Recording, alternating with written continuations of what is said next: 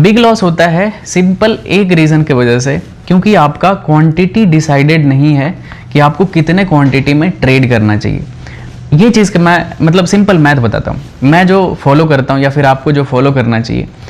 Simple इसका एक formula होता है गाइज, ठीक है। इसका फॉर्मूला क्या होता है कि आप जितना भी risk in term of money, ठीक है, divided by risk in term of point, ठीक है, ये होता है आपका नेट क्वांटिटी, आप कितना क्वांटिटी में ट्रेड करना चाहिए। जैसे सपोज कि आपके अकाउंट में 1 लाख है, ठीक है, मैं एक सिंपल एग्जांपल से बता रहा हूँ गाइज। आपके अकाउंट में 1 लाख है, आप इसमें से आइडियली कितना रिस्क लेना चाहिए? 2% का रिस्क लेना चाहिए, समझ रहे हो ना? 2% का रिस्क ले सकते हो, तो इसका 2000 हो गया, मतलब आप एक ट्रेड में 2000 का रिस्क ले सकते हो।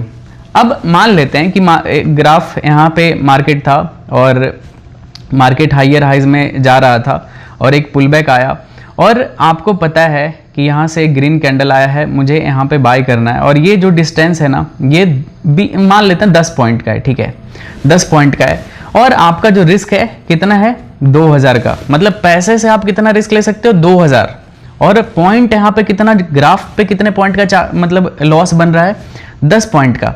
तो आपका क्वांटिटी क्या हो जाएगा? सिंपल, आप 200 क्वांटिटी में यहाँ पे ट्रेड ले सकते हो कि आपने 200 क्वांटिटी में लिया, अगर ट्रेड आपके अगेंस्ट में गया, एसएल हिट हुआ, तो आपका कितना लॉस होगा? 2000। मतलब आपका रिस्क मैनेजमेंट क्या है? इंटैक्ट है, मतलब आपने कोई भी गैम्बलिंग नहीं किया, आपका बड़ा लॉस नहीं हुआ।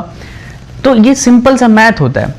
इसको आप और भी एग्जांपल्स से ले सकते हो। मान लेते हैं कि आपका एक ट्रेड में 10,000 से भी ज़्यादा का रिस्क लेने का कैपेसिटी है। यहाँ पे अगर आपका 10 पॉइंट का रिस्क बन रहा था चार्ट पे, ठीक है, कि आप अगर ट्रेड ले तो यार यहाँ पे मैं ट्रेड लूंगा, मेरा 10 पॉइंट इजीली एसएल चला जाएगा, ठीक है, तो आप यहाँ पे 1000 क्वांटिटी में ट्रेड कर सकते हो गाइज, ठीक है, 1000 क्वांटिटी में आप ट्रेड कर सकते हो। तो ये बिग क्वांटिटी नहीं हुआ कि यार बोलोगे यार इस ऐसे में तो ये क्वांटिटी बहुत बड़ा हो जाएगा। ये बड़ा कैसे हो जाएगा जब आपका रिस्क जितना आप लेना चाह रहे हो उतना ही लॉस हो रहा है? तो ये बड़ा क्वांटिटी है ही नहीं, ये तो आपके रिस्क मैनेजमेंट के अंडर ही आता है, ठीक है।